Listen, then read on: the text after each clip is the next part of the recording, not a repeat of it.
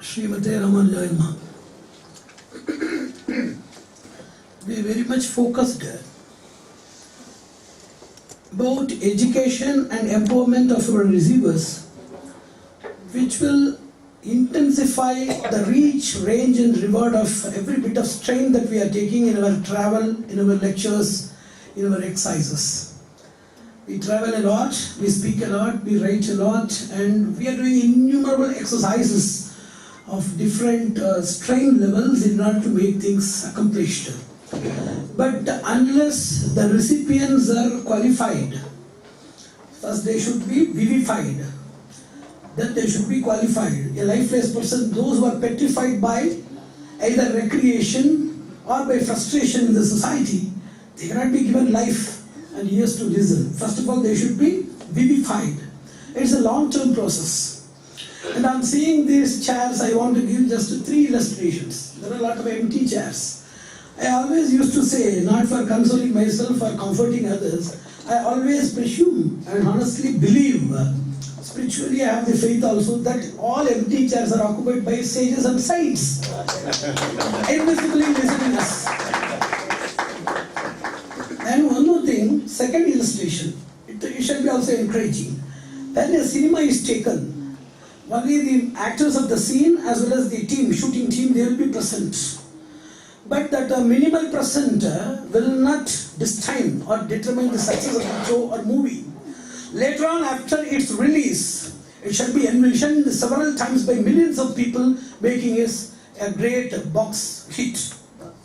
Isn't it so? Like that. Whenever we speak, the spirit that which we speak may not differ with the count of audience or response level of audience. No doubt, they may induce our encouragement or our efficiency or our enthusiasm. They may create a little difference, but that does not mean that they are the main sources of our immigration, because this immigration is innate inside every person. Even if he sees his shadow, even if the person sees his own shadow or image in a mirror, or even in his soliloquy, he will have the same spirit to speak, because that is the voice of his soul.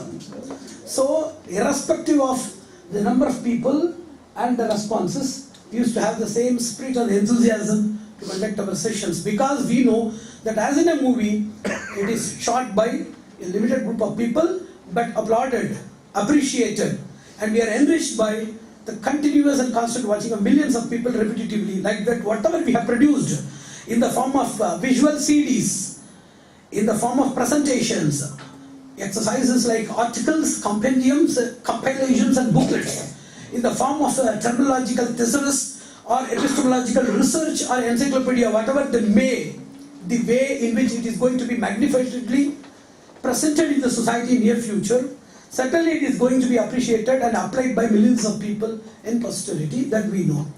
The third is very much interesting, that is also an illustration. When we were in our playing age, whenever our parents call us for purchasing some vegetables, in order to make food only for us, it is not for some social service or for somebody else, it is for our own welfare or for our own satisfaction. She is going to prepare something. Whenever we are called, we deny and abuse our own parents. We don't participate for purchase. At the time of processing the same food by cutting vegetables, cooking and other things, we may be summoned, but we deny that summon. But when the delicious meal is prepared and gets ready, we will be the first person to fight for the food. So, I know about the student community. Now this knowledge is in the purchase level. They would come with us. Our summons will be disobeyed. Second, when there is a processing, these children may vanish or they may run away. But certainly, when we are going to somehow strenuously going to achieve the purchasing and processing process and make the delicious meal for the future, the constructive future of the future pillars of the nation or the globe, these youngsters, when they are ready, the kids are ready to get the serving done, we may see millions of people before us with folded hands or rising hands, shouting with laughter, enthusiasm and expectations. We will see that.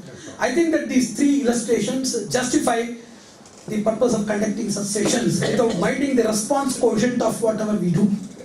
It is just a justification in my preamble. Concluding remarks should have conclusive remarks for everything, including vacancy and vacuum in the seats. I should conclude with everything. I should not leave anything. So that is justified as well as demystified in my own way. And coming to point, today I have already told, students are mediators. Subjects are there, scholars are there. Somebody should go to the subjects and kindle them. Somebody should reach the scholars and mediate.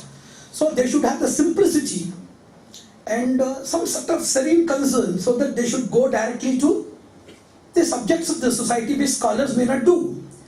If subjects reach the scholars, they may not understand the scholars. If scholars are compelled to go to the subjects, there may be a cleavage in level of understanding. Students are the right persons because of their youth and enthusiasm who can proficiently and efficiently mediate between subjects of the society and scholars of the society. So we are targeting on these students for getting only one stone pelted, but to get 3 mangoes. So this is the art that we are planning to achieve today. And in that I have hinted something. I want to just reiterate the same thing in an encapsulated form. The first thing is SRMT. SRMT is not only the name of trust, about the plan also. Yes, for subject decision, we have to create a special manual and operation model which we should function in every area, wherever the campus which has our own. Either we can serve in 3 ways, I used to say always. Stay in a place and serve the society, camp. Entirely you walk throughout the globe and do service, campaign. Go into a center of learning and sow the seeds, cultivate and harvest. That is campus. So campus invasion, camp invasion and campaign invasion, I used to say. Like that here we have come for a campus invasion. In this invasion we have to create SRMT. Yes, for subject identification. Teach the students, train the students in identifying proper subject so that they can shine and excel. Or for response understanding, understand the response mechanism of people and feed it in that way. M for methodology of teaching, and 4th is time management. For people I told, instead of giving a reservation, you know that there is a reservation for scheduled caste people, deemed marginalized members of the society, or provided some reservations, where lower marks are accepted for a pass. If somebody is going to become a neurosurgeon, having sympathy in developing marginalized section, if you minimize the marks for qualification, what will happen to the skull which he is going to open? Is it the way? If the person is marginalized, give him more learning equipments, more learning time, and simplified and sophisticated methodologies. That's what I told. What is a teacher? You know that potassium, calcium, all these things are nothing but mere tinsels and toxins. How they are consumed inside?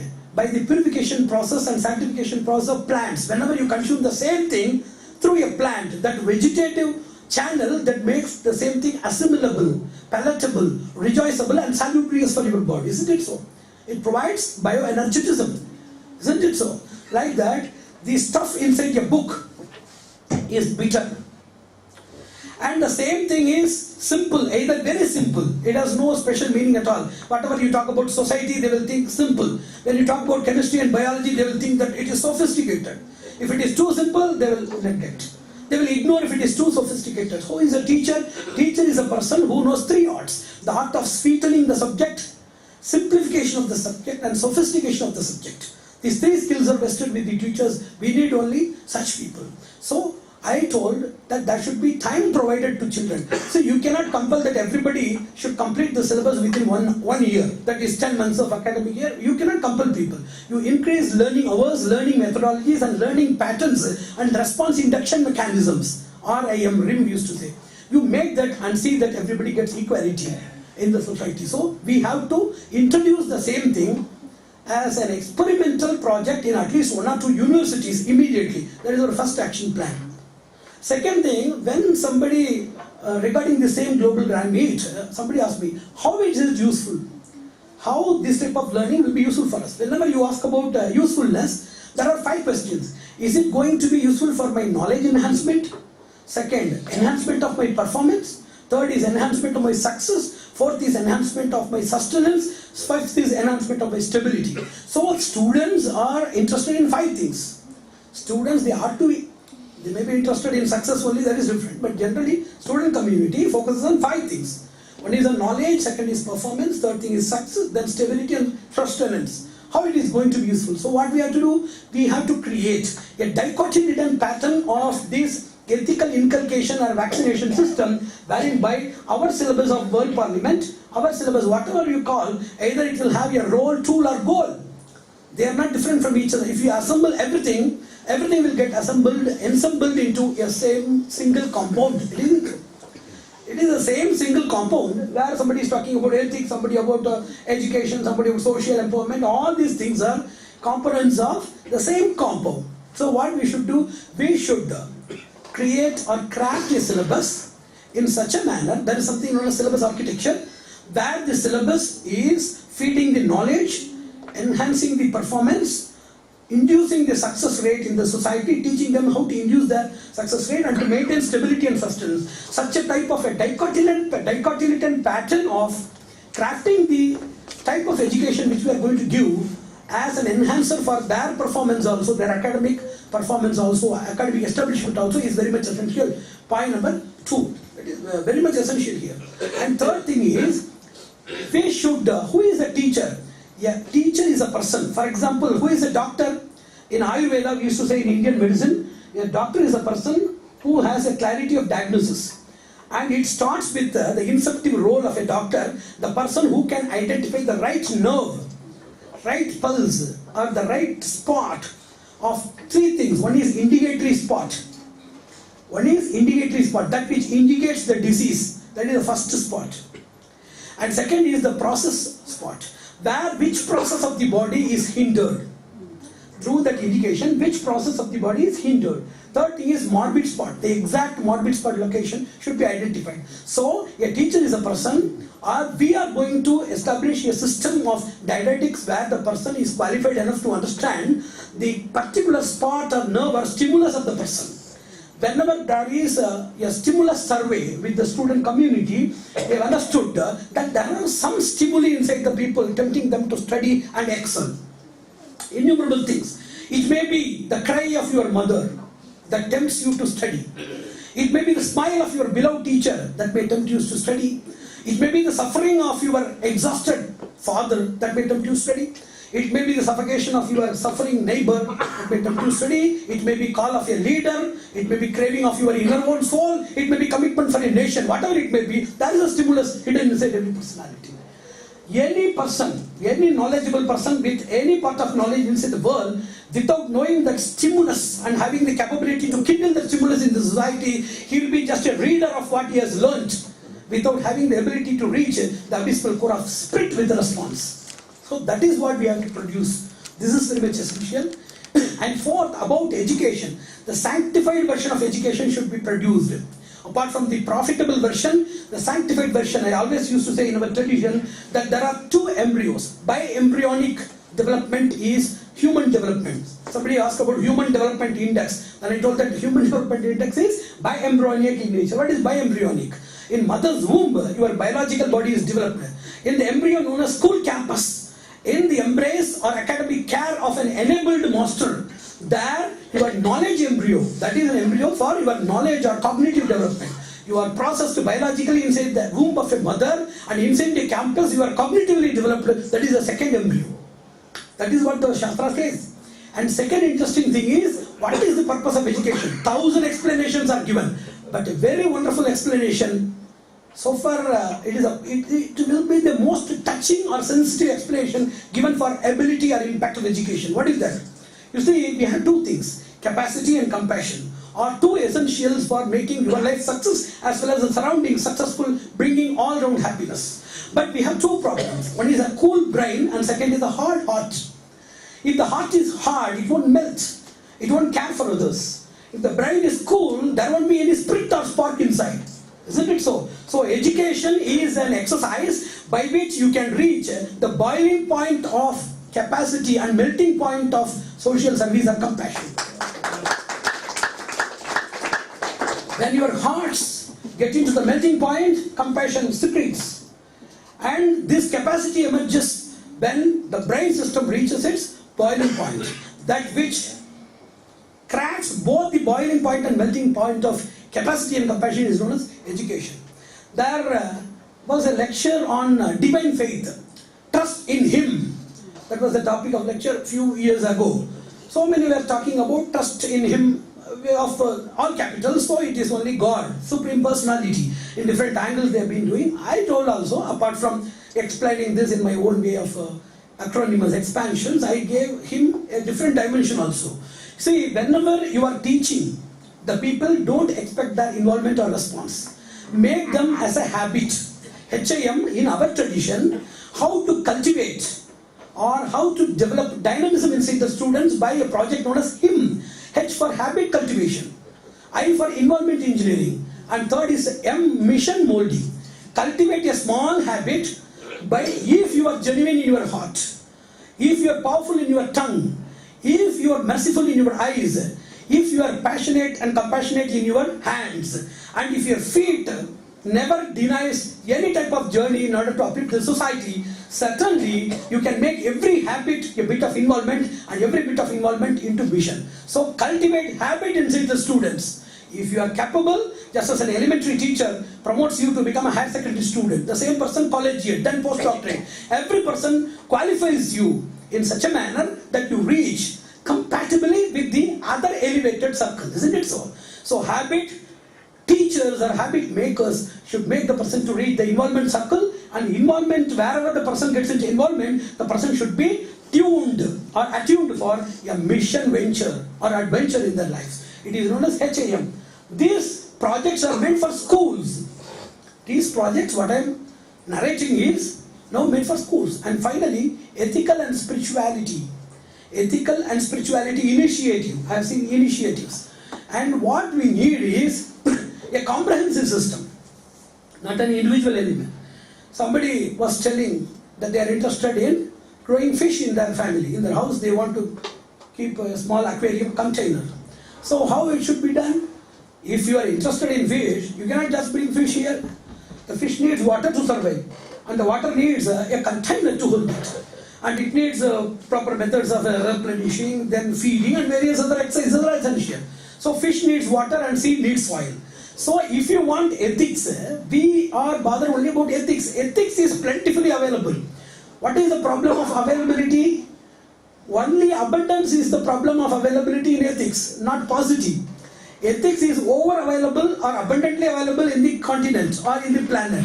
The problem is we don't have the other components of the comprehensive system. What is that? We need three things: the realization of ethics in the surroundings, recognition of ethics by our own comrades, and rewarding our ethics by our superiors. If a dog is invited for a taste competition or a food judging competition, will it vote for a fruit salad or will it vote for a fish bowl? Which it will select. Then if unethical people are ruling us, how we can get rewards? Rewards will be provided only to people who are equally unethical or masters in unethical, grandmaster, like Reiki grandmaster, great grandmasters will be rewarded by those people, isn't it so? So we need to develop not only ethical practitioners. Developing ethical practitioners has no difference with executing ethical practitioners without creating triple R cubed. Realization, recognition and rewarding. All these things are very much essential. And yesterday I told about safety of these people. Once a person was asking me, I was shouting for ethics and I am criticizing all these people in power. Nobody has ever touched me. Then I told that it's not possible. You should understand that there are few classes inside. Whenever you start opening mouth about ethics, those who are parasites of ethics and those who are comforting themselves by trampling on ethical practices, those who are getting themselves enriched by unethical practices, immediately they will be alerted and alarmed. And they will start creating a vendetta on you. If they are not started, there may be some reasons. One, your voice against the unethical practices would not have been allowed. You have not been accustomed to make a louder voice. Then I told the first reason for your safety is your voice is not sufficiently loud. Second, it is sufficiently loud, but they would not have noticed you. That's why you are spared. The third thing is, they would have noticed you, but your voice and its impact, they are not noticeworthy. You are just shouting and nobody is listening to you, so they are not bothered about that. Fourth, either they should be unsafe now to attack you, or you should be in a safer zone. I always used to say, if few people are in safer zone, A square P or AAP used to say. They cannot be accused, they cannot be applied with prosecution, and they cannot be penalized. Those people are said to be in the safer zones. Those who have reached the safe zone. Either you should be safe or they should be unsafe to do that. And the fifth possibility is they have fixed a date for you and the date has come. It has come. And to reach you, it is waiting for time. That is, it has to come yet. So this is what I told. So whenever you raise your voice, noticeably against the unethical society, if it is going to create an impact, or if it is going to create an echo on the society against those unethical practitioners, certainly you should be prepared for that vendetta and its combat. You should be there. So the ethical people should be provided all gadgets. If I am asking you to go for a trekking without giving you the proper gadgets, how is it possible? Swimming, trekking, all these adventures need gadgets. So ethical establishment is a greater as well as a fatal adventure, so it should be provided all gadgets provided you are taking a serious task. And finally, spirituality. Innumerable definitions have come for spirituality, but the wonderful definition of spirituality is a three-tier observation. Spirituality is a three-tier observation. The first tier of observation, it sees somebody around you. The ability to know and feel about everybody around you is spirituality, number one. Number two, the ability to know about the innermost self of your own reality is spirituality. The ability to see somebody who is beyond everybody is spirituality. Beyond, behind and around, BBA. BB is not Bachelor of Business Administration. In this context, it is to see something behind, beyond and around. If you see somebody around you, that type of spirituality is socio-spirituality, where you get concern, love, empathy, sympathy, cosmopolitanism, altruism, everything, etc. It ends in social liberation, restoration of order, planetary harmony, and all-round happiness and peace. These are the fruits. If you look upon your own self, behind you, who is behind you, it results in inner realization, dynamism, potentiality, revelation, self-contentment, bliss, all these things come here. If you focus on the spirituality based upon the beyond, it results in epistemological realization, self-realization of the highest Lord, emancipation, heavenly life, all these things come under that spirituality. So, even if they deny spirituality, they can deny only 1/3. Even atheists, communists, skeptics and other people are bounded to see and say something about the 1/3 of sociocentric spirituality which nobody can cross, provided they are human in sense and sanity. So this is how we define the behind, beyond as well as the around sense of spirituality. And finally, everything is based upon resources. On the basis of these resources, I want to say 4 major points. From education, the second level we are going is a resource hunt. What is the purpose of education? Knowledge hunt. What is the purpose of knowledge hunt? Knowledge hunt is only resource hunt. Nobody is interested in a knowledge which does not have a resourceful consequence. Isn't it so? Only these things are attractive for the people to go for a knowledge. Knowledge is attractive because resources are attractive, because the rejoicement happens only through resources. So we have curiosity, knowledge for getting into resources, and resources for rejoicement. This is the journey itinerary of every prospective personality as well as present personality in a common nature field. There may be some exceptional persons, it may be different. Generally this is the thing. So in economy is the backbone of everything. Once there was a seminar on economy where a scientist was invited. He told that economics is not a science at all. It is a speculative science. It has no parameters of science to be justified as a disciplined or order system of study. That is what he said. Then I denied in my lecture saying that it is the backbone of everything, because number one, we are dealing with the acquisition, application and distribution, AAP once again, of every resources. That is known as economy. Acquisition, application and distribution of everything, or profitability or procuration, or whatever we do in the form of trade, in the form of technology, in different dimensions we do. This is known as economics or economy basically. And we deal with resources from nature. So the first connectivity is with environment. Second thing, the social order, existence, its progress, disorders like negligence and exploitation, everything happens because of these resources only. So it is having connection with society. And all political systems are meant for the resource management, development and distribution in an ethical manner. How political systems evolved? It is to handle the society with resources for an ethical distribution, isn't it so? So the economy is the base for everything. Economy has environment context within itself, it has the society within itself, and in the society also our knowledge systems like mere education, science and technology, everything is based on these resources only.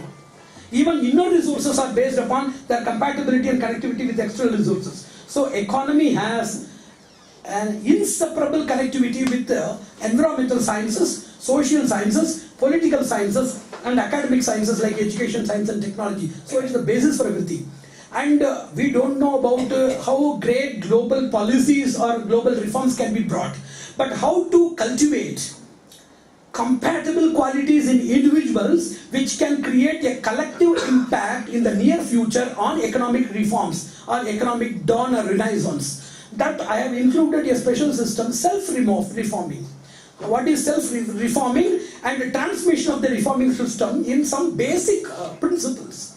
Number one is very interesting, how to create a prevention shield for unlawful or waste drain, economic drain, because drain is happening in different ways. In edibles, I asked somebody to, it is a practical exercise, simple, it is not global, but it is befittingly global in nature so that if inspired, it can create a global impact. It was an individual impact of 10 people. I told them, they were suffering from some stomach upset or something. I told them, you stop what are all your regular edibles, your snacks, pizzas, various things, whatever you consume, give a list of everything.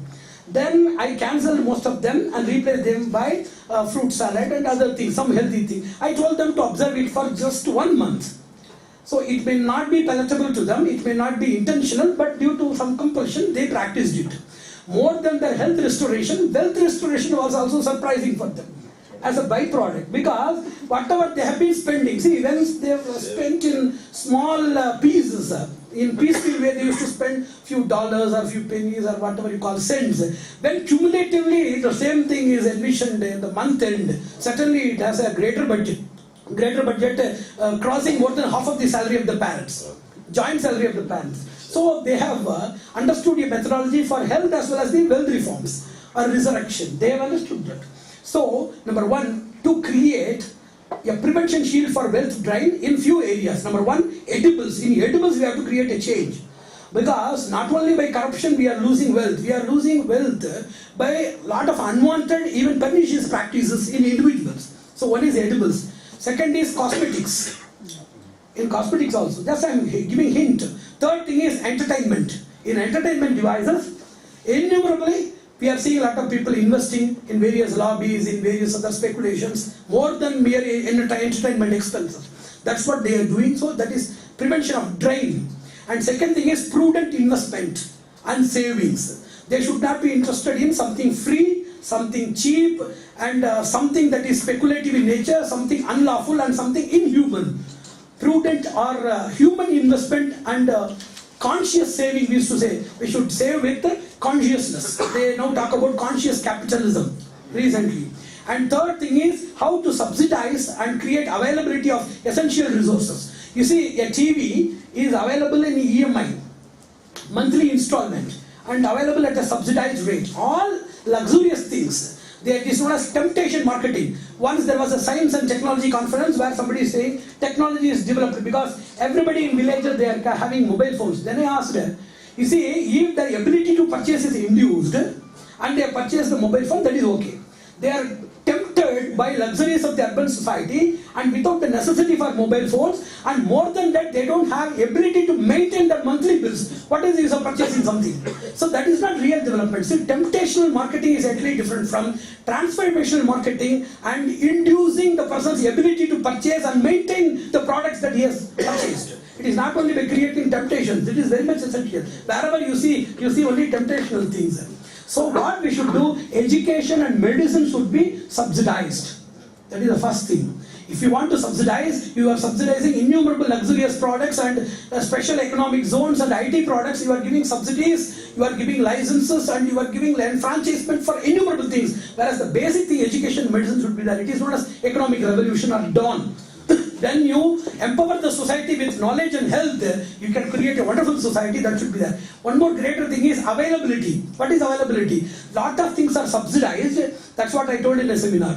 Rich people purchase luxurious things, and even if the luxurious things are available at a subsidized rate, that is also misappropriated by the same people for a lower cost. The same rich people, they get the benefits of subsidization that does not reach the real society. So availability should be there. Subsidization and availability.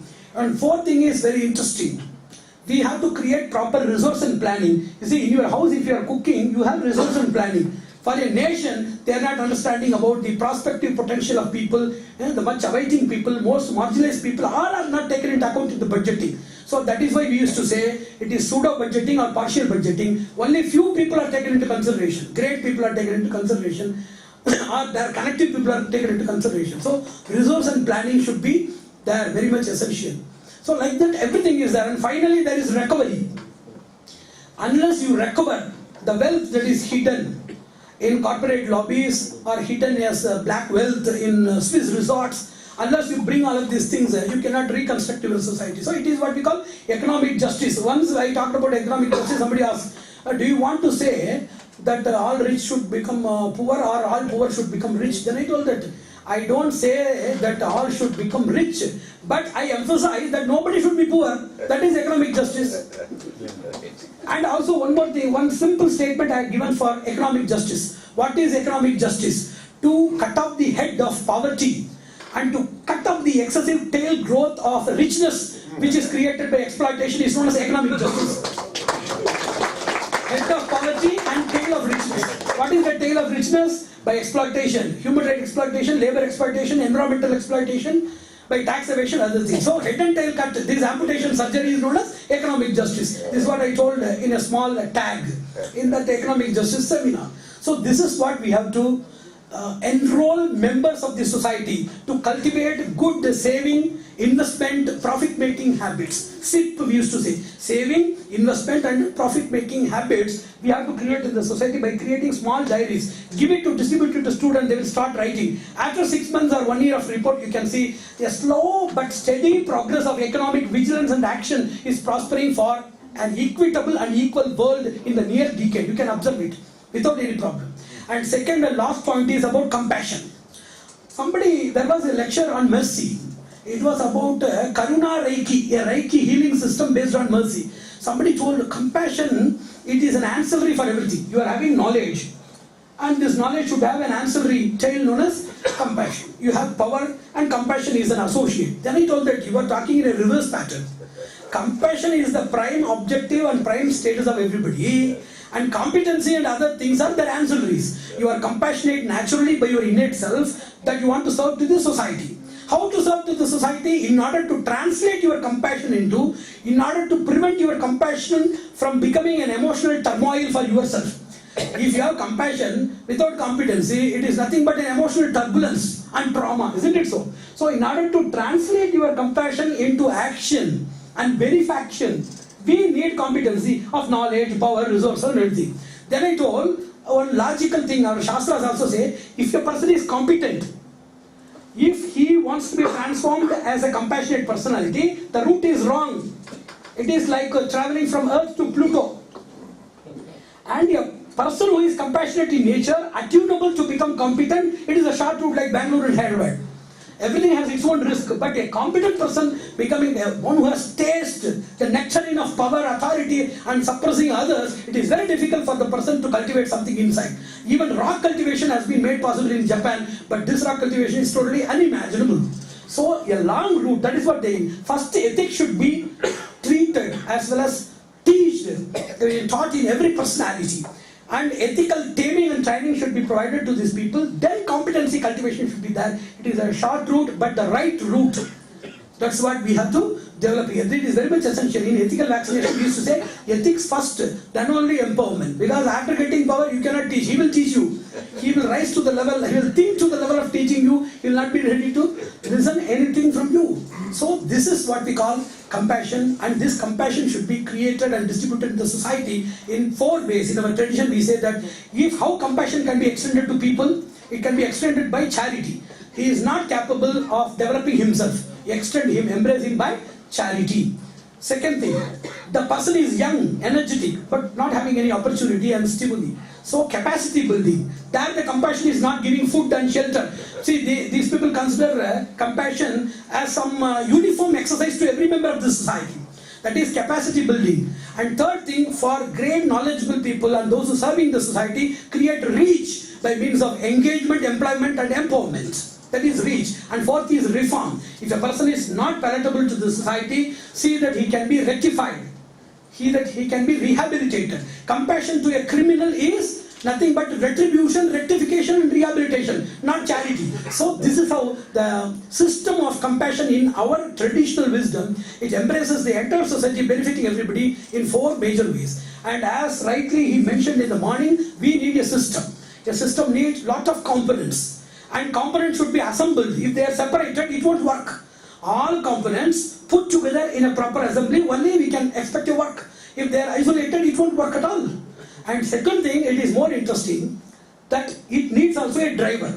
Everything is assembled inside that video camera, but there is no cassette, there is no power flow inside, it will not work. It needs a driver, it needs a demo, it needs a destination. Triple D we used to say. Driver, demo and destination for the components and their assembly is essential. Let us make a decade plan. That's what I made my quote here in this piece book. 1 year of proper thinking and making of a decade plan can make a century prepared for facing a good millennium. That's what I mentioned in my piece book. So let us think together and create our components, assess our potentiality and see that we can face the society with more courage and conviction. That's all we can produce. So here in my epilogue, I want to once again say that we are assembled here to create a compound. We are all components of the same compound. When we are assembled together with a driver, with a demo for the society, which is followed immediately by a destination, that is a proper action, certainly we are going to conquer the hearts of everybody, the brains of crooked intelligence and the hearts of the deprived and depressed members of the society should be conquered with the will and wish of God. Hope we are going to achieve it. Once again, I congratulate all the participants here. I have already told that all the empty seats are preoccupied by divine spirits. So hope that with their blessings and radiation, we are going to meet with more millions of people in the future, even though not in person, by our speech, by our vociferous voices, by the clarity of our expressions through writing, by the potentiality of our integrated thoughts and cosmic networking, we are going to benefit the society and the day is going to come soon. Narayan, Narayan, Narayan.